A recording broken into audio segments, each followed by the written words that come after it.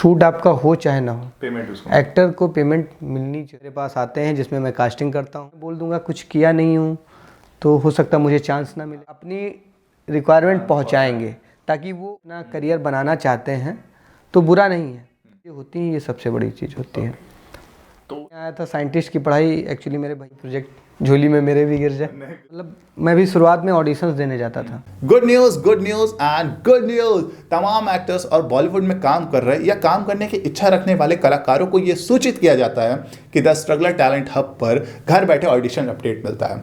ये सारे auditions requirement casting director द्वारा खुद पोस्ट किए जाते हैं और आप डायरेक्ट कास्टिंग डायरेक्टर को अपनी प्रोफाइल और मोनोलॉग सेंड कर सकते हैं। है ना खुशी की बात? तो देर किस बात की, डिस्क्रिप्शन में लिंक दिया हूं, तुरंत फ्री में सब्सक्राइब करिए।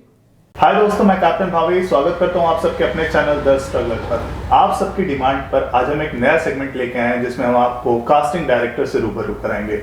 आज हम बॉलीवुड के दिग्गज कास्टिंग डायरेक्टर अखिलेश जी से आपको इंट्रोड्यूस कराने जा रहे हैं। अखिलेश जी, स्वागत है। हेलो दोस्तों, मेरा नाम अखिलेश गुप्ता है। मैं लखनऊ में जो भी फिल्में शूट होती हैं, बहुत से प्रोजेक्ट हैं जो मेरे पास आते हैं जिसमें मैं कास्टिंग करता हूँ। भावेश भाई से भी हेल्प लेता हूँ क्योंकि ये भी एक्टर हैं, ये भी एक्टिंग करते हैं। कई बार हमारे प्रोजेक्ट में एक्टिंग कर चुके हैं। बहुत से लखनऊ के एक्टर हैं और आप भी चाहें तो एक्टिंग करने का, अगर आप चाहते हैं एक्टिंग करना तो किसी तरीके से आप हमसे जुड़ सकते हैं, हमें प्रोफाइल भेज सकते हैं ताकि हम आपको चांस दे सकें।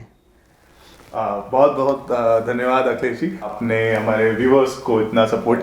और उससे पहले मैं बात स्टार्ट करने से पहले मैं एक छोटा सा आपका संक्षिप्त परिचय जानना चाहूँगा जो हमारे स्ट्रगलर को जैसे पता चल जाए कि जैसे आप कहाँ से हो, आपने स्कूलिंग कहाँ से ख़त्म की है, ये सारी चीज़ें। मैं बेसिकली सीतापुर डिस्ट्रिक्ट में एक कस्बा पड़ता है महमूदाबाद, मैं वहाँ का रहने वाला हूँ। और फिर मैं इंटर पास आउट करने के बाद जब लखनऊ यूनिवर्सिटी पढ़ने आया तो होता क्या ना है कि जब हम बीएससी वगैरह कर रहे होते हैं या जब ग्रेजुएशन कर रहे होते हैं तो उस समय हमारे दिमाग में होता है हम करें तो करें क्या। हाँ। सबसे बड़ा पॉइंट होता है। तो मैं तो यहाँ पढ़ने आया था साइंटिस्ट की पढ़ाई, एक्चुअली मेरे भैया हैं वो साइंटिस्ट थे तो मैं उन्हीं की राह पे चल रहा था। कोई डायरेक्शन नहीं? हाँ, कोई डायरेक्शन था नहीं। फिर एक मेरे मित्र हैं निखिल जायसवाल जी, और वो मिले मुझे। एक हॉस्टल था, प्राइवेट हॉस्टल, जहाँ पे हम लोग रहते थे गर्मियों की छुट्टी में। अच्छा। फिर वो मुझे मिले और मैं एक्चुअली उनके कमरे में, कोई दोस्ती नहीं थी मेरी पहले, मैं गया था उनसे नमक लेने। अच्छा। ये मतलब एक वो वाली बात है कि मैं नमक लेने गया था तो उन्होंने कहा नमक क्या करोगे, सब्जी बनी है सब्जी लिए जाओ। अच्छा। तो फिर मैं सब्जी उनके यहाँ से लेके आया और फिर वहीं से थोड़ी जान पहचान हुई तो पूछने लगा तो उन्होंने बोला कि एक्टिंग अगर करना चाहते हो तो लखनऊ में इप्टा है, इंडियन पीपल थिएटर एसोसिएशन, कहीं ना आप वहाँ चलो मेरे साथ। मैं रोज़ शाम को जाता हूँ 5 बजे और 2 घंटे वहाँ पे जो रिहर्सल वगैरह होती है, एक्सरसाइज वगैरह कराते हैं, सब आपको भी करना पड़ेगा तो आप एक्टिंग सीख जाएंगे। और मेरा क्या था कि मैंने कभी इससे पहले कोई ना परफॉर्मेंस किया था अपने कॉलेज के टाइम पे, इवन मैं कभी मंच पे भी नहीं गया था। एक बार मेरे मतलब होता क्या ना, जब क्लास में टीचर से पूछा जाता है कि आपके यहाँ सबसे शैतान बच्चे कौन है, हाँ। तो मेरे टीचर और मेरे क्लास मॉनिटर ने मुझे बता दिया कि भाई ये सबसे शैतान बच्चा है क्लास का। तो मेरे प्रिंसिपल ने बुला लिया मुझे स्टेज पे और कहा कि आप कहाँ रहते हो, तो मैंने कहा मैं सुभाष नगर में रहता हूँ। तो कहने लगे कि सुभाष नगर पे आप बोलना शुरू कीजिए 2 मिनट तक। अब मैं कभी बोला नहीं था, एक डर था अंदर। मैं एक लाइन मैंने बोला तो मेरे प्रिंसिपल साहब ने उसमें गलतियाँ निकाल दी बहुत सारी। अब मैं डरने लगा बहुत। तो फिर क्या हुआ कि उन्होंने कहा अच्छा तुमको फिर यहीं पे अब उठक बैठक लगाना पड़ेगा। फिर मैंने उठक बैठक लगाई वहीं पे। मैं मतलब बोल नहीं पाया बेसिकली। तो फिर एक अंदर डर था कि मैं जब वहाँ जाऊँगा तो अगर मुझसे पूछेंगे कि तुमने क्या किया।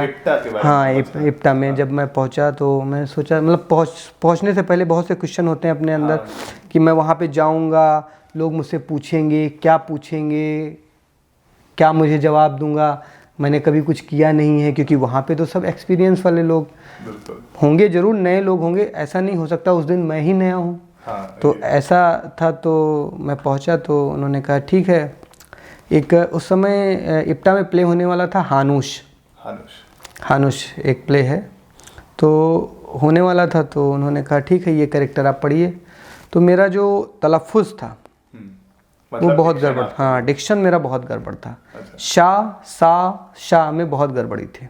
तो उन्होंने कहा आपका डिक्शन बहुत गड़बड़ है, आपने क्या किया है? तो मैंने वहाँ पे झूठ बोला। हमने कहा मैंने अपने स्कूल में बहुत सारे प्ले किए हैं। अब मैं क्या करता, क्योंकि अगर मैं बोलता मैंने कुछ किया नहीं, तो एक डर था कि अगर मैं बोल दूंगा कुछ किया नहीं हूँ तो हो सकता मुझे चांस ना मिले, निकाल दें, क्या पता, तुरंत वो बाहर कर दें। तो वहाँ पे उन्होंने मुझे चांस दिया, लेकिन उन्होंने मुझे डायलॉग्स नहीं दिए। बैक स्टेज में मुझसे काम करवाया, और एक कैरेक्टर ऐसा था कि जो वो बस स्टेज पे खड़ा रहता है और बीच बीच में क्या करता है, वो छींक देता है। तो उसकी छींक की वजह से बहुत सारे जो पैच थे जुड़ जाते थे, कमेंट जुड़ जाते थे जो बाकी एक्टर्स के थे। तो वो कैरेक्टर मिला। तो मतलब एक तरीका अगर ऐसा कास्टिंग देखा जाए तो टर्सरी कास्टिंग। हाँ टर्सरी एकदम, मतलब जो होता है थिएटर में होता है कि जब नए बच्चे आते हैं तो उसमें क्या होता है कि बहुत से बच्चों को चांस नहीं मिलता है, बहुत से बच्चों को कहते हैं चलो अच्छा देखो इस प्ले को कैसे होता है। तो वैसा ही रहा, एक एक्सपीरियंस था। फिर वो प्ले की रिहर्सल चल ही रही थी, उसी टाइम लखनऊ के एक दिग्गज एक्टर हैं रंगमंच के, जितेंद्र मित्तल जी, अगर आपने नाम सुना होगा। जितेंद्र मित्तल जी का एक प्ले होना था, लोकल परचेज। अच्छा, ये कब की बात है, सन कौन से? ये है क्या कहते हैं हमारा 2016। अच्छा 2016, मतलब 2016 साल पहले। हाँ मैंने थर्ड ईयर पास, थर्ड ईयर में ही था मैं, तभी शुरू किया था मैंने। थर्ड ईयर का मेरा सेशन की जो शुरुआत हुई थी तभी मैंने शुरू किया। मतलब आप एज अ एक्टर मतलब पहले काम करना स्टार्ट, हाँ, मतलब as actor, as a casting director. हाँ। तो मेरा यही सवाल था, जो दूसरा सवाल था कि आप एज अ कास्टिंग की जो आपकी जर्नी है वो कैसे स्टार्ट हुई? कास्टिंग की जर्नी हुआ ऐसा कि जब मतलब मैं भी शुरुआत में ऑडिशंस देने जाता था एज ए एक्टर। तो ऑडिशंस में क्या होता था, ऑडिशन दे के चला आया, कोई फ़ोन नहीं आया, कुछ नहीं आया। तो जब एक्टर ऑडिशंस देने जाता है तो उसके मन में बहुत से ये होता है यार लग रहा है इससे कुछ होगा नहीं।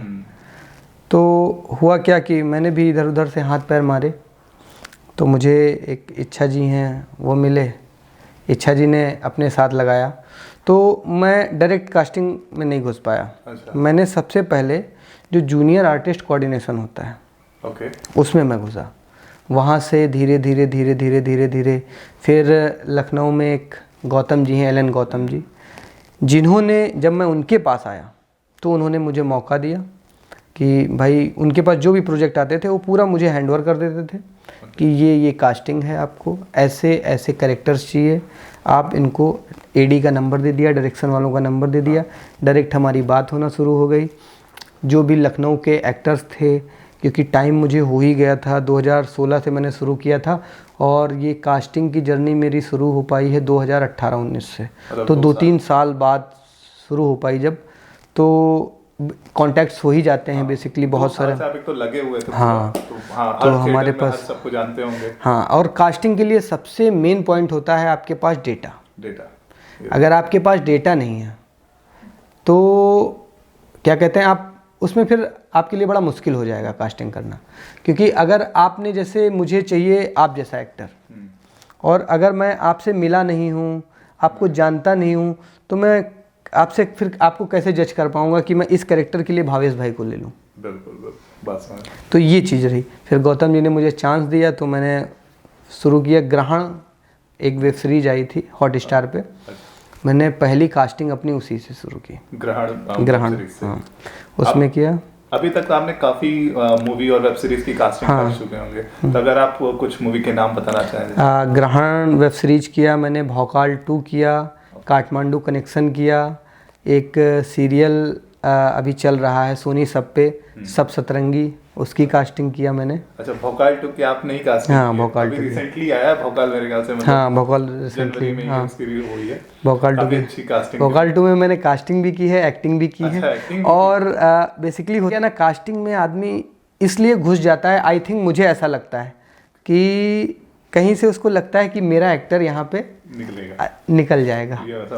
बहुत सारे लोग ऐसा सोचते हैं मैं कास्टिंग करने लगूं, उसके बाद मैं धीरे धीरे एक्टर। लेकिन ये भी है कि अगर आप कास्टिंग में ही अपना करियर बनाना चाहते हैं तो बुरा नहीं है, अगर आप अच्छा काम कर रहे हैं, अच्छा डेटा है आपके पास, तो आप अच्छा कर सकते हैं उसमें भी। इसमें कॉन्टेक्स्ट का बहुत बड़ा योगदान है। ये तो है।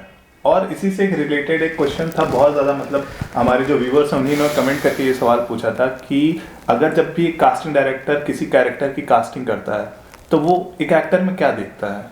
देखिए, होता क्या है कि जैसे हमें कोई अगर एक पुलिसमैन का कैरेक्टर चाहिए, तो जब हमारे पास प्रोफाइल्स आती हैं तो सबसे पहला हम देखते हैं इस एक्टर की हाइट क्या है। पुलिस के कैरेक्टर के लिए हमें 5'8", 5'9" हाइट चाहिए होती है, ठीक, कंपलसरी है, ठीक।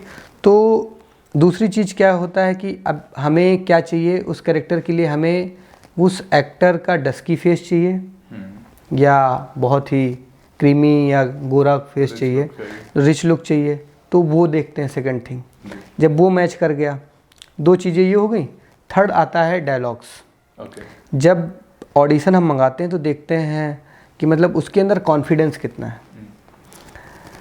देखिए, डायलॉग्स में वेरिएशन जो होता है वो तो होता ही है, वो तो सेकेंडरी थिंग्स है, लेकिन अगर वो कैमरे के सामने उसका कॉन्फिडेंस नहीं है तो फिर उसके लिए दिक्कत होगी। फिर हम अगर कास्ट करके भेज देंगे तो फिर वो आगे एनजी निकल जाएगा। हाँ, आगे दिक्कत हमें।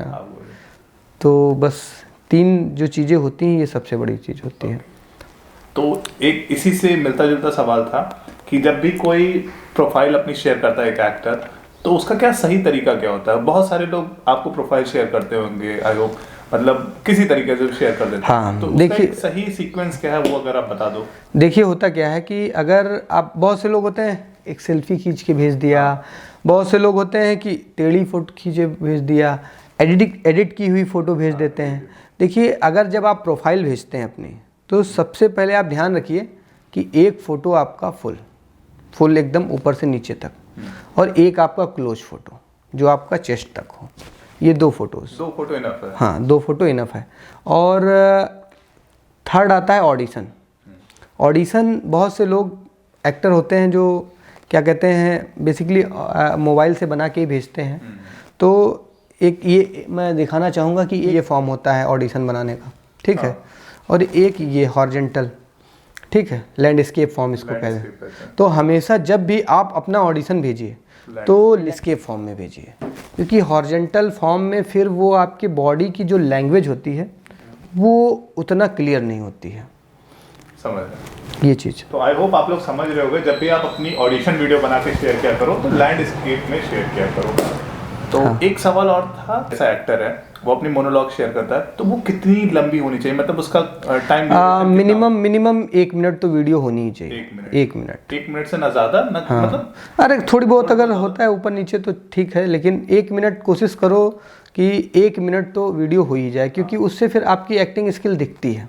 क्योंकि इंट्रोडक्शन में कुछ दिखता नहीं है। हाँ, इंट्रोडक्शन में तो आपने केवल अपना नाम बता दिया, पता बता दिया, मोबाइल नंबर बता दीजिए, लुक मैच करते हैं। इंट्रोडक्शन से एक्टिंग तो मोनोलॉग से बस। तो आई होप आप लोग समझ रहे होंगे। और एक सवाल और था हमारे कमेंट सेक्शन में आया था कि अगर किसी को कास्टिंग डायरेक्टर बनना है तो उसका क्या प्रोसेस है? कास्टिंग डायरेक्टर्स के लिए सबसे पहली प्रोसेस, मैंने इससे पहले भी बताया आपको, कि आपके पास डेटा होना चाहिए। जब आपके पास डेटा नहीं होगा तो फिर आप कैरेक्टर को मैच नहीं कर पाएंगे। तो सबसे मोस्ट इम्पॉर्टेंट थिंग है वो है हमारा डेटा। जब डेटा आपके पास होगा, फिर आपके कॉन्टैक्ट्स ऐसे होने चाहिए, ऐसे लोगों से होने चाहिए कि आपको वो मौका दें करने का, क्योंकि जब तक आपको मौका नहीं मिलेगा करने का, आपको दिखाने का, तब तक आप कास्टिंग क्या कर देंगे? एक्टर्स को कहाँ, एक्टर्स तो भाई आप चलो डेटा ले भी लिए, ठीक है, और आप डेटा किसको भेज दोगे? आपने जब डेटा आपके पास है, आपने दिखाया, अगले आदमी ने आपके ऊपर ट्रस्ट किया कि हाँ ये बंदा कर सकता है, देन आपको उसने चांस दिया। जब चांस दिया, देन आपने अपने जो भी आपका डेटा था उसको रिप्रेजेंट किया, उसको आगे बढ़ाया, देन उसमें से बहुत से एक्टर कास्ट हुए। और जब एक आप प्रोजेक्ट कर लेते हैं, देन आपके ऊपर आगे से प्रोड्यूसर्स, डायरेक्टर्स थोड़ा सा भरोसा करते हैं, क्योंकि आपका रजिस्टर्ड हो जाता है, गूगल पे रजिस्टर्ड हो जाता है, विकिपीडिया पे रजिस्टर्ड हो जाता है। मतलब अगर कास्टिंग डायरेक्टर बनना है तो हमें एक्टर्स का भी डेटा करना चाहिए और साथ ही साथ प्रोड्यूसर डायरेक्टर का भी करना रहेगा, क्योंकि उनसे कांटेक्ट बनाना ही पड़ेगा, क्योंकि काम हमें वही देंगे और इधर हम वो काम इधर देंगे। समझ गया। तो आई होप आप लोग अच्छे से समझ रहे होंगे। एक सवाल और था कि जो फ्रॉड कास्टिंग होती है उससे कैसे बचे हमारे जो नए कलाकार हैं। देखिए, जो फ्रॉड कास्टिंग वाले होते हैं, सबसे पहली चीज़ उनकी, सबसे पहला पॉइंट आज की डेट में उनका क्या होता है कि भाई आप 1000 रुपये हमें जमा करिए और हम आपको 5 प्रोजेक्ट में आगे काम देंगे। सबसे बड़ा आज की डेट में ये चल रहा है। बॉम्बे में भी है ऐसा कि आप आइए हमारे यहाँ 25,000 रुपये दीजिए, हाँ हम आपका कार्ड बनाएंगे, आर्टिस्ट कार्ड बनाएंगे। लेकिन ये सब कोई ज़रूरी नहीं है। देखिए, जब आप एक एक्टर हैं अगर, ठीक है, और अगर मुझे आप चाहिए किसी भी कैरेक्टर के लिए, तो आपके पास अगर कुछ नहीं होगा तब भी हम आपको कैसे भी अपने प्रोजेक्ट में लेके आएंगे। अगर आपसे कोई पैसा मांगता है कि भाई मुझे इतना पैसा दे दो मैं आपको एक्टर बना दूंगा, तो उस आदमी से तो बिल्कुल दूर रहिए क्योंकि वो एक्टर नहीं बनाएगा, आपको बर्बाद कर देगा। एक और छोटा सा मेरे भी दिमाग में सवाल है, क्या आर्टिस्ट कार्ड जरूरी होता है? आर्टिस्ट कार्ड जैसे बॉम्बे वगैरह में है तो अगर रजिस्टर्ड होता है तो ज़्यादा बेटर है। अभी लखनऊ लेवल पे इतना नहीं है, लेकिन लखनऊ में भी एक कार्ड चलता है कलाकार एसोसिएशन का। अच्छा। तो अगर वो है तो उसके भी बहुत से फ़ायदे हैं अपने। अभी लॉकडाउन में बहुत से कलाकारों को पैसा मिला है उसके थ्रू। और बॉम्बे में भी कार्ड, जैसे कार्ड एक होता है ना कि जैसे आपका एक कहते हैं एक बीमा पॉलिसी, हाँ, तो वो एक कार्ड बीमा पॉलिसी का काम करता है। जैसे बहुत सारे जो कलाकार होते हैं वो कहते हैं कि बिना कार्ड के काम नहीं मिलेगा, ये तो नहीं है ना? नहीं, ऐसा नहीं। देखिए, जब आप किसी कैरेक्टर में आप सेलेक्ट होंगे, ठीक है, तो अगर आपकी डिमांड है, हाँ, आपकी डिमांड है तो प्रोडक्शन हाउस खुद को कार्ड बना के दे आपको, खुद बनवा के देगा। भाई अगर आप किसी कैरेक्टर के लिए अगर फिट हैं, ठीक है, और आप हमें हमारे प्रोजेक्ट में चाहिए और कार्ड ज़रूरत है, चलो एसोसिएशन आ जाती है चेक करने के लिए, तो हम पहले से आपका सब डेटा मेंटेन करेंगे। ऐसा थोड़ी ना कि हम आपसे कहेंगे भावेश भाई 25,000 रुपये आप भेज दो और हम आपका कार्ड बनाएंगे तब आपको हम प्रोजेक्ट देंगे, ऐसा तो नहीं बोलेंगे ना। मतलब वो भी प्रोडक्शन करा के, हाँ, वो भी प्रोडक्शन करा के देगा अगर उनको नीड है। और वैसे बेसिकली होता है कि आर्टिस्ट कार्ड बहुत महंगा नहीं होता है, बाकी यूनियन के जो और भी कार्ड हैं वो बहुत महंगे होते हैं। तो आर्टिस्ट जब बॉम्बे वगैरह में रहने लगता है तो कोशिश करता है कि एक हम कार्ड अपने पास बनवा के डाल लें। और कोई अगर बताता है, सबसे बड़ी चीज़, अगर कोई बताता है कि इतने का कार्ड है, आर्टिस्ट कार्ड उतने का है, तो आर्टिस्ट कार्ड में बता दूं, मेरी जानकारी में जहाँ तक है कि कोई महंगा कार्ड नहीं होता है। हाँ, मैंने भी जब मैं मुंबई में था तो मैं भी देखा था बहुत नॉर्मल। हाँ, नॉर्मल आर्टिस्ट का कार्ड रेट नहीं होता है। आई होप आप लोग समझ रहे होंगे कि जरूरी नहीं है, पर अगर बनवा लो तो वो भी बनवा लो, वो भी अच्छा है, वो भी अच्छा है।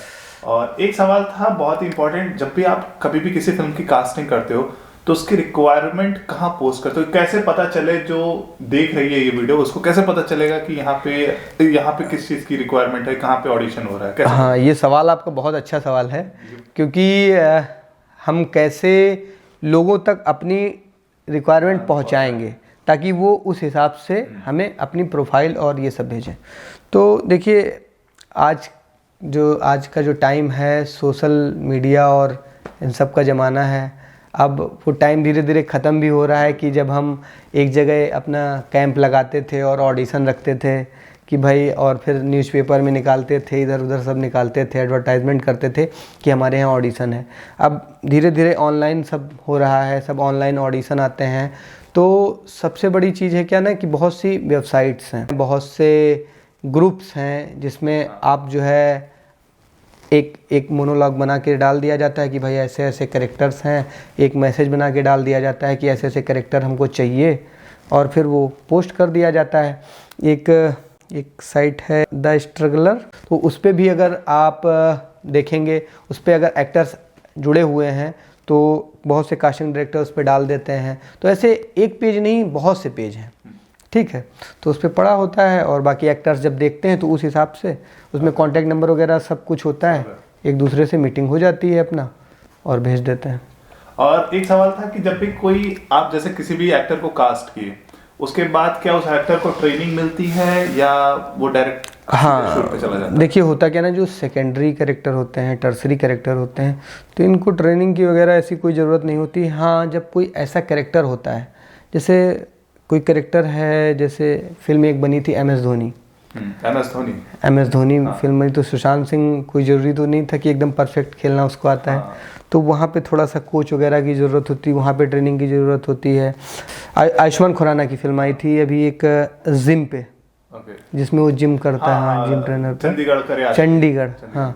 तो उसमें क्या है ना कि उसमें उन सबको ट्रेनर दिए जाते हैं, क्योंकि बेसिकली हर फील्ड का हर एक्टर को नॉलेज नहीं होता है। ठीक, अभी घुड़सवारी का कोई सीन है तो उसके लिए ट्रेनर की ज़रूरत पड़ेगी ही, तो इन सब सीन्स के लिए हमें ट्रेनिंग। और बाकी एक्टिंग के लिए क्या होता है, एक्टिंग के लिए जब डायरेक्टर आता है आपके पास और आपसे रिहर्सल करता है, देखता है कि आप ठीक कर रहे हैं, अगर कुछ आप गड़बड़ी कर रहे होते हैं तो वो थोड़ा सा सुधार करवा देता है, बाकी और कुछ ऐसा नहीं।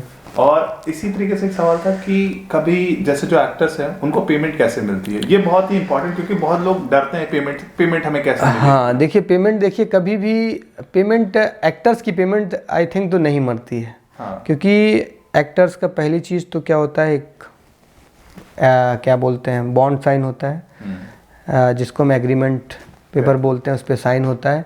सेकंड, इनवाइस भरी जाती है जब एक्टर्स पहुंचता है सेट पे। और बहुत सी ऐसी चीज़ें होती हैं कि सेट पे बुला लिया, पेमेंट नहीं दिया। देखिए, अगर एक्टर ने मेकअप ले लिया, शूट आपका हो चाहे ना हो, पेमेंट उसको, एक्टर को पेमेंट मिलनी ज़रूरी है। ठीक है, तो होता क्या ना कि इनवाइस भराई जाती है। बहुत से ऐसे भी हैं कि एक एजेंसी के थ्रू होता है, तो एजेंसी अपने अकाउंट में पेमेंट ले लेती है, फिर देन ऑनलाइन पेमेंट कर देती है एक्टर्स को। तो ऐसा भी है, डिपेंड करता है वहाँ पे प्रोसेस क्या है।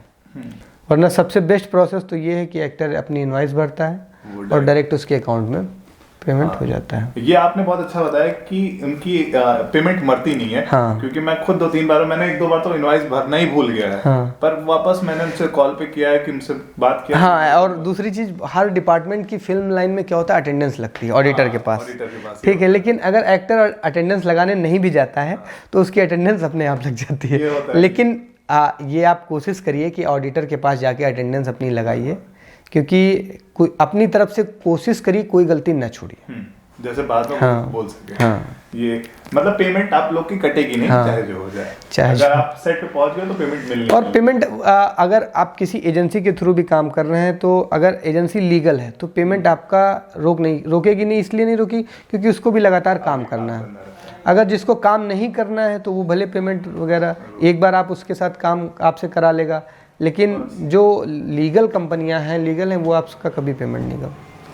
बहुत समय मैं आपका ले रहा हूँ, आखिरी 2-3 सवाल बचे हैं कि ये जानना चाहता हूँ आपकी आने वाली अपकमिंग प्रोजेक्ट्स कौन कौन से हैं? अभी तो कोई डील तो हमारी हुई नहीं है नेक्स्ट प्रोजेक्ट के लिए, लेकिन हाँ बस इलेक्शन जैसे ही ख़त्म होगा आई थिंक प्रोजेक्ट आने वाले हैं, तो हो सकता है कोई प्रोजेक्ट झोली में मेरे भी गिर जाए। नहीं, बिल्कुल गिरेगा। अच्छा, अगर बच्चे या जो हमारे व्यूअर्स हैं वो आप तक पहुंचना चाहें तो आपका कोई मेल आईडी है? मेल आप एक काम करिए, सबसे पहली चीज़ कि मेरा व्हाट्सअप नंबर है 8737877142। इस पे आप अपना प्रोफाइल वगैरह सेंड कर सकते हैं। मेरी मेल आईडी है ak08499337@gmail.com। आप उस पर अपना डेटा भेज सकते हैं। एंड मेरा इंस्टाग्राम आईडी जो है akhil88 गुप्ता, इस पे आप मैसेज कर सकते हैं मुझे। ये सारी चीज़ आपको डिस्क्रिप्शन में भी मिल जाएगी। हाँ, और बाकी फेसबुक है मेरा अखिलेश गुप्ता के नाम से, आप देख लीजिएगा। और लास्ट सवाल मेरा एक ये था कि अभी तक तो मैंने आई होप बहुत सारे सवाल पूछा और बहुत सारे लोगों के डाउट भी क्लियर हुए होंगे, बट अगर कुछ आप अपने ओर से टिप्स देना चाहें जो द स्ट्रगलर फैमिली के नए कलाकार हैं। देखिए, एक्टर्स का क्या है ना कि अगर आप एक्टिंग, देखिए कोई चीज़ ऐसा नहीं है कि आपको सिखाई जा सकती है। एक्टिंग का क्या है कि अगर आप जितना ज़्यादा इसको करेंगे उतना ही ज़्यादा ये आपकी क्लियर होगी। ये भी एक मतलब जो जले हुए बर्तन हैं, हाँ, उनको जितना ज़्यादा मांजो उतने वो साफ़ होते हैं। उसी तरह एक्टिंग है कि जितना ज़्यादा आप करेंगे उतना ही अच्छा आपका परफॉर्मेंस आगे बढ़ता जाएगा, सबसे बड़ी चीज़। और आज की जनरेशन में क्या है कि लोग आते हैं और सोचते हैं मुझे तुरंत काम मिल जाए। ठीक है, ऐसा नहीं होता है। बेसिकली होता क्या, जब आप उस अपने क्राफ्ट पे जब वर्क करते हैं जब आपको आपके क्राफ्ट की नॉलेज होती है तो धीरे धीरे काम आपको मिलना शुरू होता है। लेकिन सबसे बड़ी चीज़ क्या है, आपको अपने क्राफ्ट की नॉलेज होना चाहिए, उसकी जानकारी लीजिए। चाहे बहुत सी संस्थाएं होती हैं, वहाँ पे जाइए, उनसे मिलिए। उन संस्थाओं के पास मत जाइए जो पैसा मांगती हैं उन संस्थाओं के पास जाइए वो जो कहते हैं कि आप हमारे यहाँ बैठो, देखो, एक हमारा प्ले देखो, ठीक है, आप उनके पास जाइए। वो आपको वहाँ से आप बहुत अच्छा सीखेंगे, क्योंकि जो पैसा लेके सिखा रहे हैं ना, वो तो आपको 3 महीने सिखा देंगे, छोड़ देंगे। और सिखाएंगे क्या? कुछ नहीं सिखाएंगे। आपको क्या कहेंगे, एक स्क्रिप्ट दे देंगे, रोज़ वही पढ़वाएंगे, 1-2 रिहर्सल करवा देंगे और कुछ नहीं। आखिर में एक प्ले कर देंगे आपका पैसा तो गया, कोई मतलब नहीं उसका।